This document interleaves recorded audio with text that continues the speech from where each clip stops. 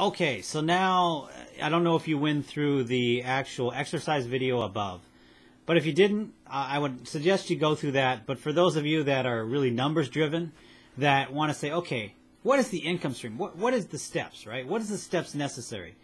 Well, let's first step back for just a second and talk about what skills do you possess as a real estate professional? Now, I'm generalizing here. Not everybody obviously possesses these same skills, but generally, if you got into real estate, you typically are good with people, right? You typically enjoy interacting with people.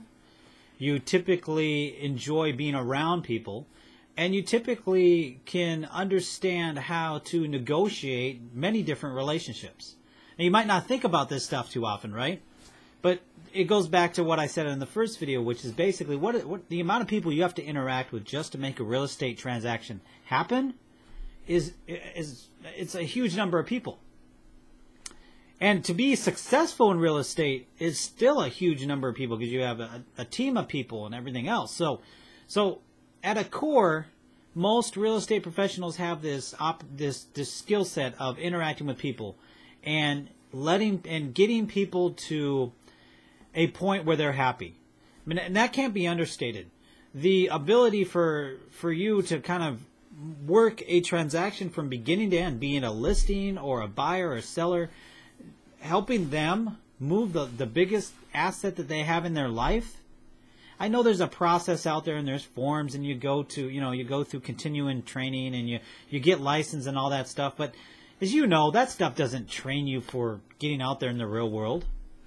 In fact, half of that stuff that you learn, you never use again. Actually, probably more. Actually, I could say all the stuff that I learned when I went through my 3-week course or whatever it was, right? I didn't use 80% of it, right? It just went out the door because that's not the way you really do it in the real world.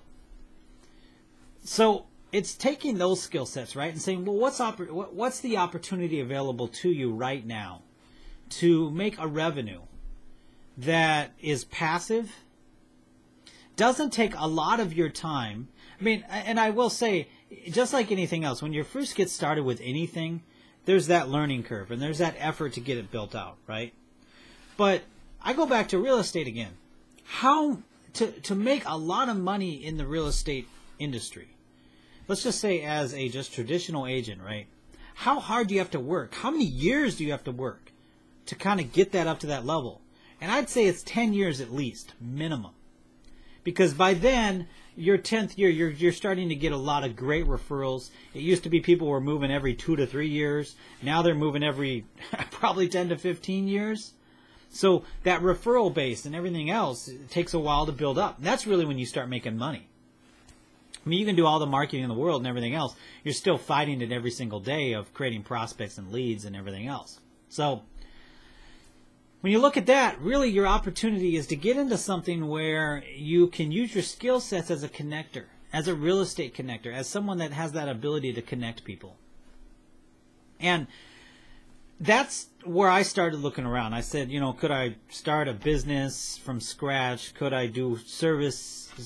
I started doing some consulting and stuff, for instance, and you're still trading dollars for hours, right? And that's not, I don't know about you, but it's not appealing to me. It's really not. And that's when I discovered the kind of the direct sales industry. But even then, and I'm not a big hype guy, so you'll learn this about me as you go through other videos. I discovered the direct sales industry, and I was the first meeting I went to, right, for instance, it was a long line of people leading into the room, and everybody was clapping, and you had to come in there and high-five everybody.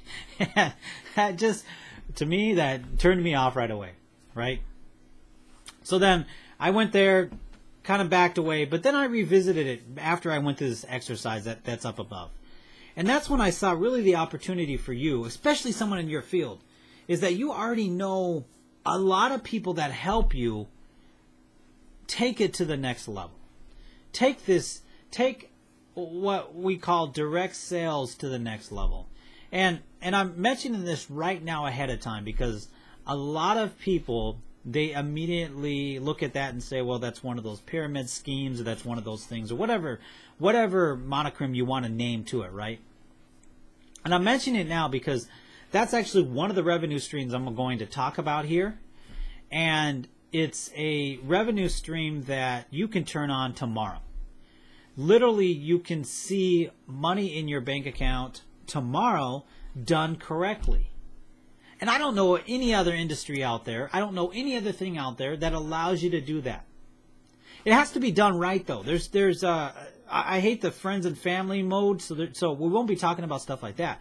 But it has to be done correctly. And that's key, is that just as you went through training to understand kind of the real estate transaction and everything else, you understood the process. You understand that there's forms, that there's disclosures, there's thousands of disclosures, everything else. So there's that same type of process here. Only I want to share with you how I was able to kind of discover the secret to getting this, to understanding how to actually transition from a real estate professional with that skill set into someone that could make a living in direct sales.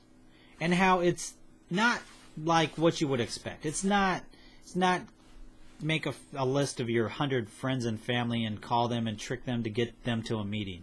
That's not it.